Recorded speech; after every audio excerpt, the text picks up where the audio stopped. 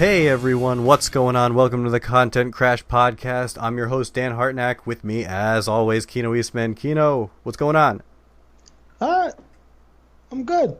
Horizon Zero Dawn is done. I am content. Nice. And enjoyable? Absolutely. That was so good. I'm doing New Game Plus, which is increased enemy aggression, etc. I'm just playing it because the game's pretty and I like it. Yeah, So yep. It's one of those games you just can't, you bring yourself to beat it, and then you're just like, I can't step away. yeah, even the platinum for it, you kind of can just get as you're playing the game. Like even when I was done with the main story, just to get the trophy, just because I wanted it, took me an extra day of playing. It was easy. It wasn't fluff. Nice. So Yeah. I'm just waiting for DLC. Really Yep. fun. Speaking of DLC, the Hollow Knight DLC just came out today, so I gotta check that out when I got some time. I've been still running into a few bugs. Hopefully they got some bug fixes there, so I can actually complete the game. I hope so. And because I love it. It's kind of frustrating, but hopefully everything works out and I can continue, finally beat it. That and then I have to sit down and I have to beat Breath of the Wild, as much as it pains me to say it. Mm-hmm. I'm It's right time. there. I think it's time. It's time, man. I think I just got to do it. So, and then It's on gonna to be the okay. next, because we got the holiday season coming up very shortly, in a couple months. So gaming will pick up like crazy. We got Gamescom coming in a couple weeks. That's right. So expect to see some big announcements there. But yeah, just continuing on my quest to complete my Steam backlog, and that Oh, good is, luck. yeah, that's not going to happen because it for every game that I beat, I pick up like 10 more. Can't help it, man. It's an addiction. Absolutely. Anyway, today's topic, this was kind of your suggestion, Kino. We're going to talk about Kickstarter and all the successes and failures of the games that have come there. This kind of came out of you were taking a look at Unsung Story, a game that's been on Kickstarter, that was Kickstarted back in 2014. And it's just been a big slog, and they made some big announcements yesterday or a couple days ago, and that has it's just been one of the most spectacular failures I've ever seen in the Kickstarter world. I know you sent me some stuff to read, and I read up on it, but why don't you tell the people what's going on with Unsung Story? I suppose an incredibly quick sum up would be that we were offered a game from the creator of Final Fantasy Tactics that would be the next strategy game. And of course, if you play Final Fantasy Tactics, you automatically get hype, right? Yep. They also had a side game they said they would do with Playdeck, right? Yeah, with Playdeck, do a card game. And it seemed cool. I didn't back it, but I followed it. But there was just a bunch of little pitfalls along the way that kind of made it unattractive. And then those pitfalls turned into an actual sinkhole that you could drive a train through. They were always silent.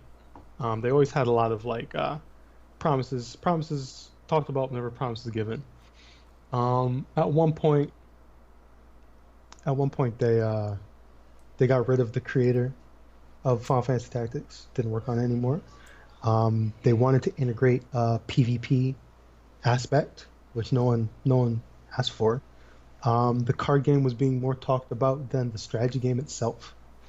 And it was just a string of delays and false promises and really hideous early development pictures that kind of signaled an end. And sure enough, the other day, they hand over the rights to a company who's basically made, Kung Fu Panda, Barbie games, to try and restart and breathe life into this Kickstarter. But I don't know who's left to even look at it. There's a ton more details of the tragedy that you can find everywhere on the net, but a gross sum up is about $660,000 down the drain, and no refunds to show for it. And I think all they're getting is backer compensation. But it's been years since the Kickstarter. It's been what, 3 years? Yeah, just looking And through you the get a timeline, it's 2014 was the Kickstarter.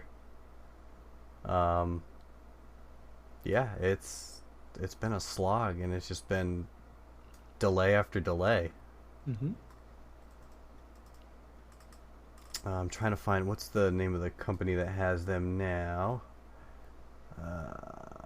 Little Orbit, a small company. They've done a couple, like you said, a licensed game. Like they did a Barbie hmm game, an Adventure Time game, and the Kung Fu Panda game. Right.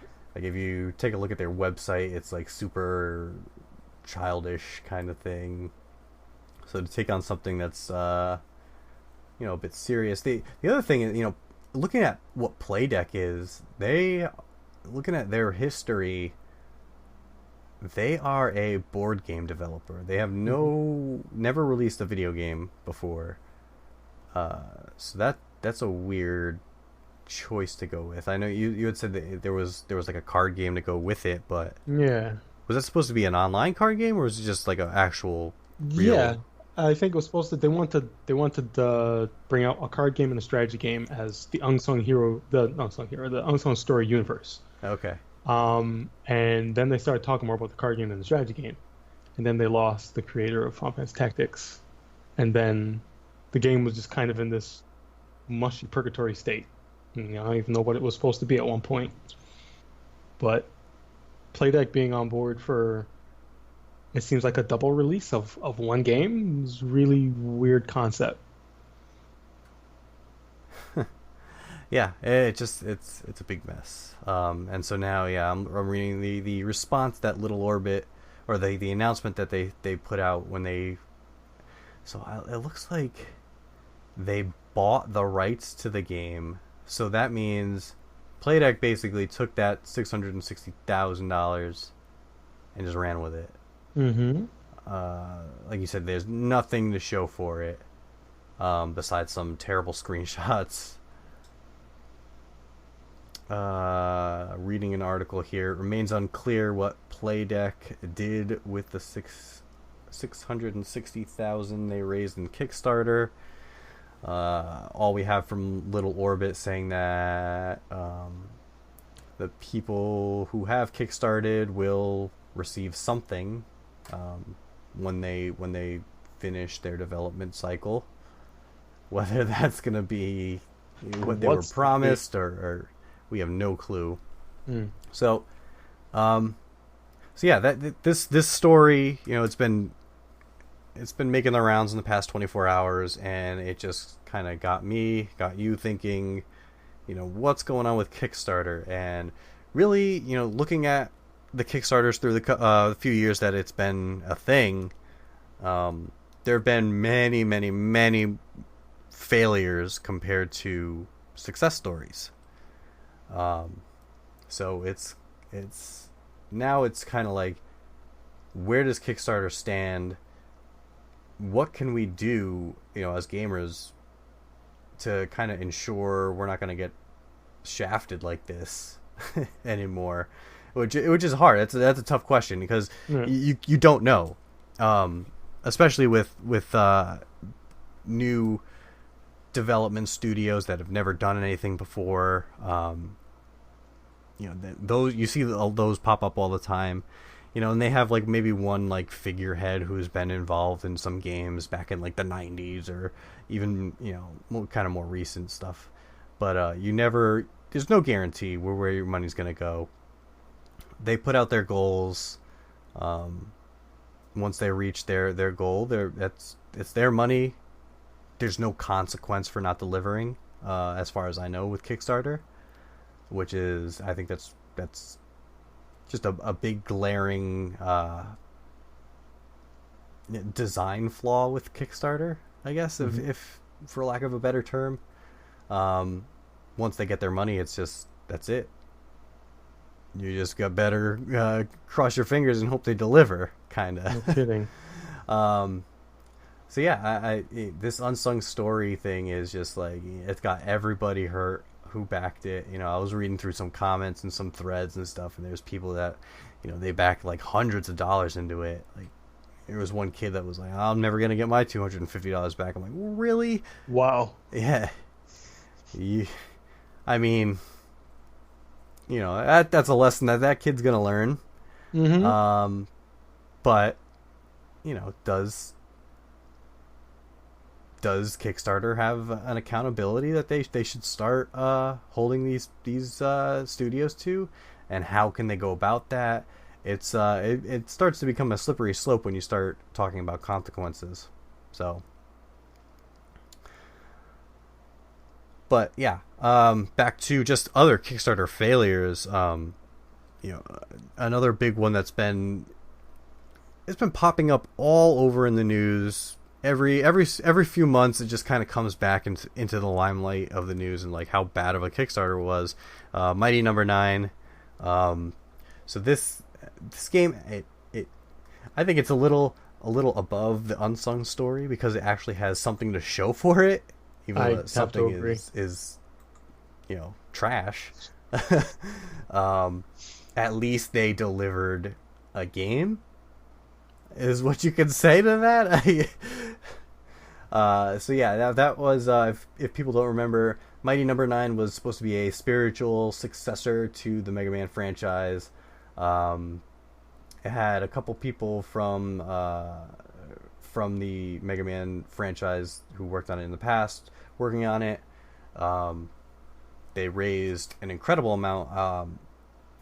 Looking at it now, they raised over $4 million, which is an insane amount of money.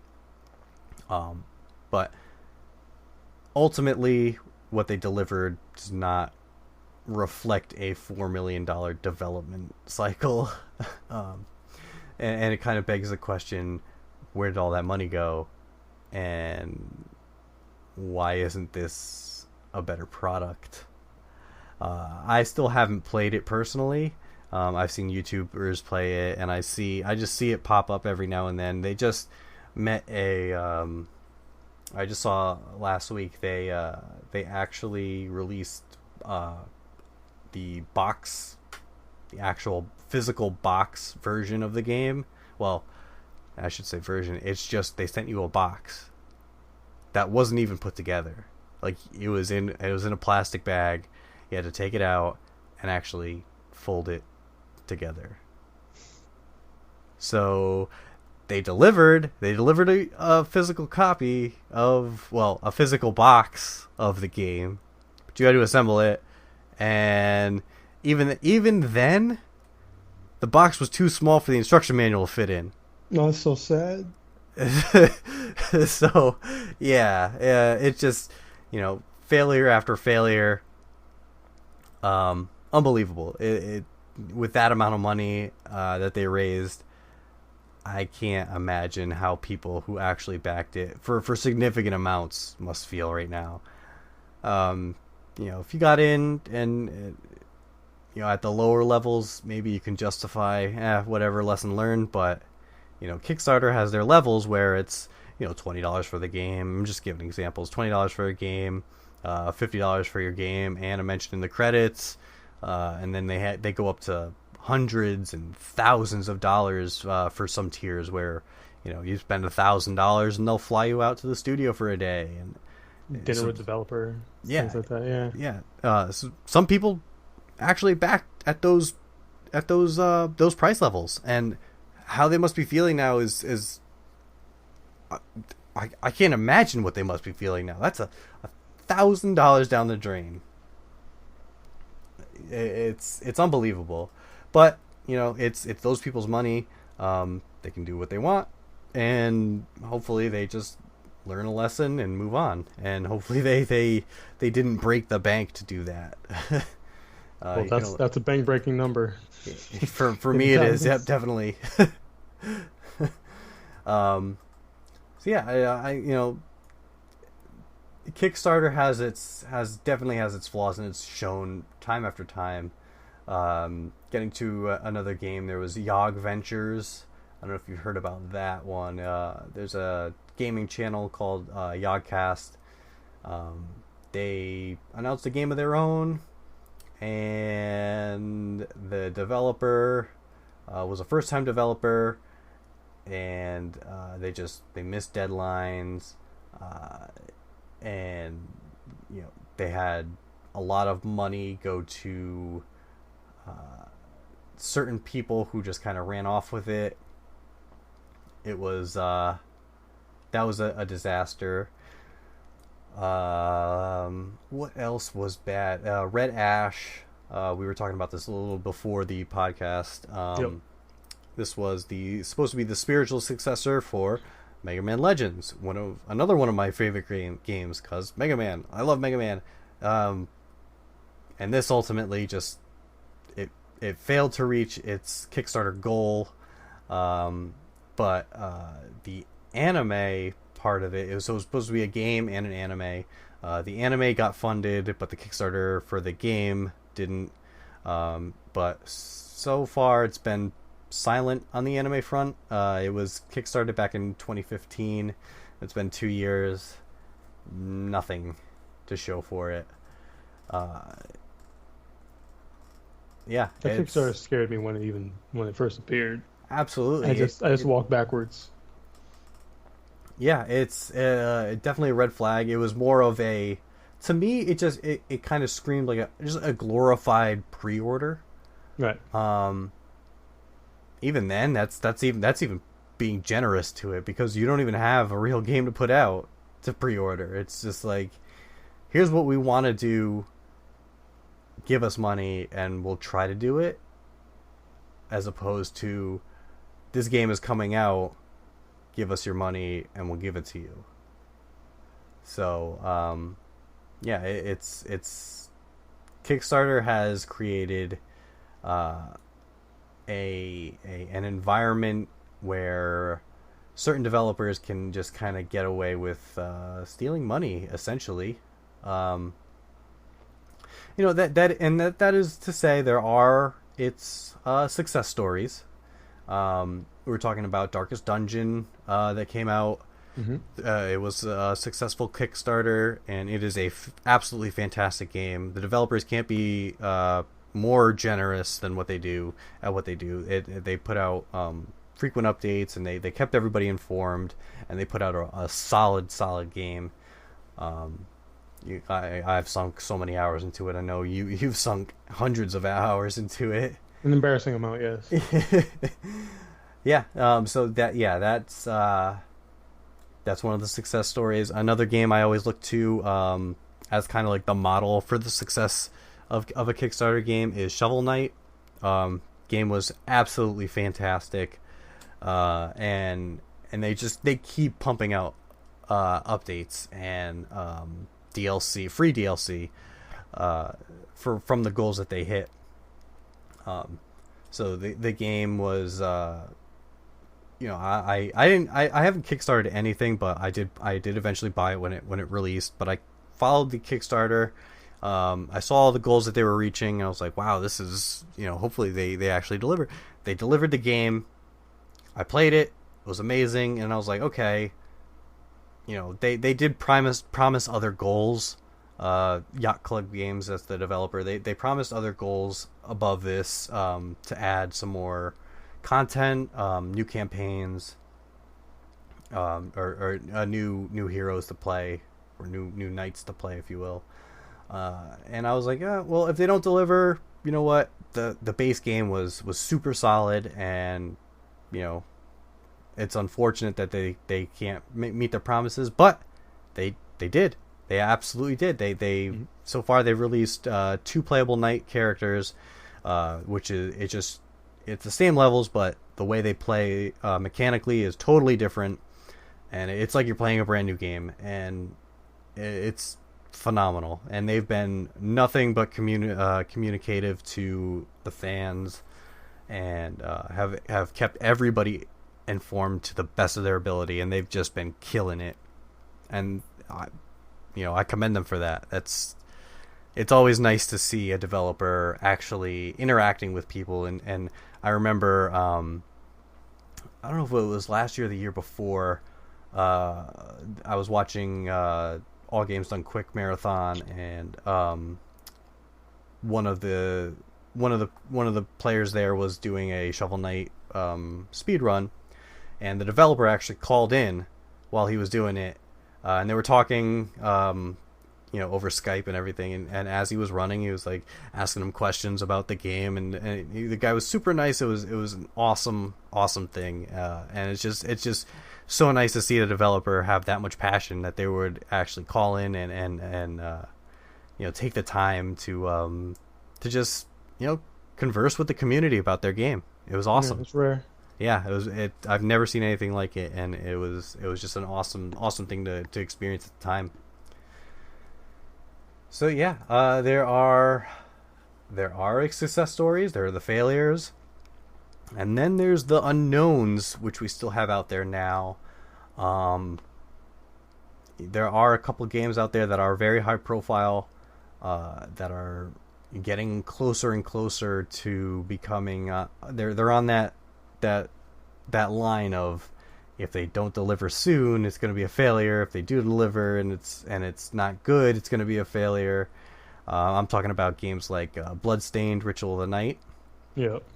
Which is looks awesome. The spiritual successor of one of my favorite games of all time, Castlevania: Symphony of the Night.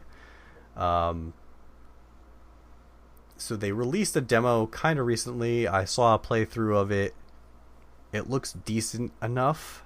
I'd like to see, a couple more, assets in there that make it prettier and less, I guess, jerky animations and all that. But it looks like it's still coming along nice. I'm still keeping a very, very close eye on it because I want it to be amazing.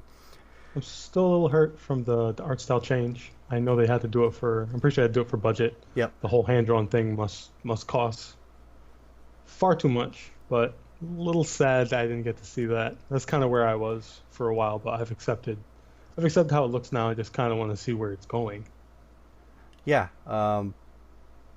Yeah, and the other thing, I hope the music is on point. That was like half of what made Castlevania Symphony of the Night so good, was the music. Yep. So hopefully we'll see some updates shortly. Maybe at Gamescom they'll make some announcements, and I'm fingers crossed. I hope this is one of the success stories. And then I just had one in my mind. Shenmue 3. This was kickstarted back was it last E3? Last year? I believe so. So if people aren't familiar, Shenmue and Shenmue 2 were games for Dreamcast, and they were amazing. Absolutely amazing. Like, if you think back to the years of the Dreamcast, this was so far ahead of its time. It's insane. And I hope they, along with Shenmue 3, since it did get funded, it got funded in like less than 24 hours. It was ridiculous. So I'm hoping there's going to be some kind of re-release of 1 and 2 so people get to experience it. Because it wasn't nice. Yeah, it wasn't, it was only on Dreamcast, so not a lot of people had Dreamcast. It was either PlayStation and 64 at the time. But I did get to play it, both of them. They are absolutely amazing games, and I want more people to experience it. And then finally, I want 3 to get over the finish line in the development and give us a solid end to the story, because it's really, really, really, really, really good. And it could be an all-time great series if they do end up finishing on a strong note. So that's another one. So much pressure. I feel like they have to deliver. Yeah. It's such a big title to come out and say you're coming out with a conclusion to. It's almost at the same level of hype as like a Half-Life 3. Yeah. In my opinion, it's like, it's so, people have been waiting so long for an end to this story, just like Half-Life. It's like, if they put it out, it's almost at the point where it's like whatever they put out is not going to be good enough. That's how I kind of feel about Half-Life right now. It's whatever they put out. I don't know if I'm actually. It's gotta blow my mind. And I don't know how they can do that. So I don't know. It's big shoes to fill, and I hope they can achieve that. So yeah, Kickstarters all around. It's got its good, it's got its bad, it's got its unknowns. I don't know. How do you feel about the platform in general? I don't think it's inherently bad. I think that not having a contingency for when, like a global contingency, for when things go sour is not good. That also brings about the problem where it could be too much of a problem, policing, like Kickstarter actually policing projects, whereas you said like people who are now like getting into making games, like well, new developers, just they can't stick to the guidelines. And there's a good game just gets snuffed out, and we'll never know. But as it's been looking, there's been so many horror stories. I feel like something has to be done to regulate how people's money are being spent on false promises. It's kind of a slippery slope. It's hard to police such a thing without taking away someone's freedom somewhere or putting in some sort of clause someone won't agree with. But something's got to be done. It's just it's becoming a little rampant, and it's getting a really bad name. It's getting a lot of bad press, and it's starting to look ugly. Like you used to think Kickstarter and think that there's like hope for like some random indie game or some old project, but now you think Kickstarter and it's like, wow, I wonder if this is going to fail or not. That's not a good outlook, I feel. Yeah, and like you said, the failures kind of give more weight to the we have to police Kickstarter, obviously. You always look at the bad first, right? Yeah, you always look at the bad. Assume You always see everything. the bad. But like I said, they've had their success stories. And Darkest Dungeon is a fantastic game. Hyper Light Drifter was yeah, that's a game that delivered on everything that they said. And how?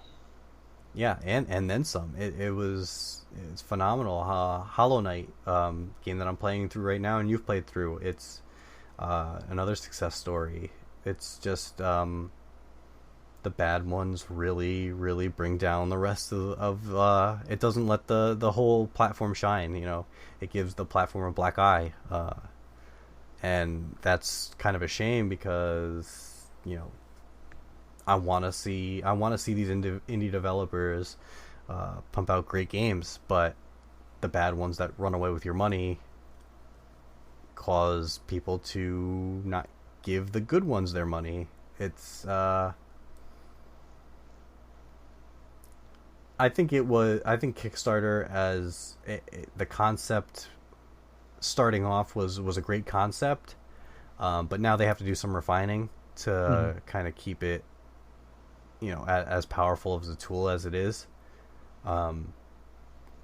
We have to see some kind of consequence for not delivering on what your promised goals are. And this doesn't apply just to games too. I mean, there's other. Kickstarter is just a place for anybody to develop anything or put out any kind of product. And we've seen our fair share of products in general just that don't deliver on what they say they're going to do. So it's not just games, but obviously we're a gaming podcast, so we focus on the games. So I think Kickstarter's got to take a look at what they do and kind of reevaluate some things to make the platform better, because there are other platforms out there like Kickstarter, but they came a little later, so that's why Kickstarter kind of gets the limelight right now. But if Kickstarter doesn't change, I feel like that some of the new crowdfunding sites will gain more popularity, and kind of Kickstarter will just fade away in a way. I don't think it's too big right now to fail, as some people say, but it's it's something that people more qualified than me should be talking about. But here I am, and I'll just give my opinions. And I haven't kickstarted a game ever. I don't plan on doing it because they haven't, even with the successes, they still haven't given me enough faith that my money is gonna be safe and I'm gonna get a product that I pay for. Right. So yeah, I'll continue to monitor all the Kickstarters that I like, and if they release, great. I'll play them, and I will give the developer my money after the fact. Or if they fail, I go, dodge the bullet. So, yeah, that's how I feel about Kickstarter in general, right now at this point in time, and yeah, that's that. That's all I can say on Kickstarter. Oh God, it's been a long week for me. I feel you, man. Yeah, so yeah, I know this has been a short episode, but I want to thank everybody for tuning in. This is the Content Crash podcast. Follow me, or follow us, me kind of. I haven't given you the Twitter login yet, but if you want it, you can have it. At Content Crash Pod on Twitter. Email us, contentcrashpodcast@gmail.com. Check out warpzone.com for all your gaming needs and desires and stuff like that. It's the website I write for, and plenty of other fantastic writers write for. Check out our reviews and our upcoming stuff and all that stuff. As far as the podcast, you can find us on iTunes, Stitcher, SoundCloud, YouTube. I think that's it for right now. I'm going to try and get some other places. Just everywhere, anywhere. Spread the word about us. We don't bite. We're cool people. I like to think we're cool people. I'm okay. No, you're cool. Eh. Me, I'm alright. Yeah. Yeah. I'll give you that. Okay. Yeah. So yeah, thank you guys for checking us out. Next week we're going to be taking a quick break. There won't be a podcast next week. I will be camping in the middle of nowhere in Connecticut. Fun. Yeah, being one with nature, kind of unplugging from the real world, unplugging from the gaming universe. Got to reset my body. So yeah, we'll come back the week after that. We'll check out, maybe do a Gamescom preview, or actually, hang on, when is Gamescom? No, that you know better than I would. Gamescom. I feel like I should know. I should know. I really, really, really should know.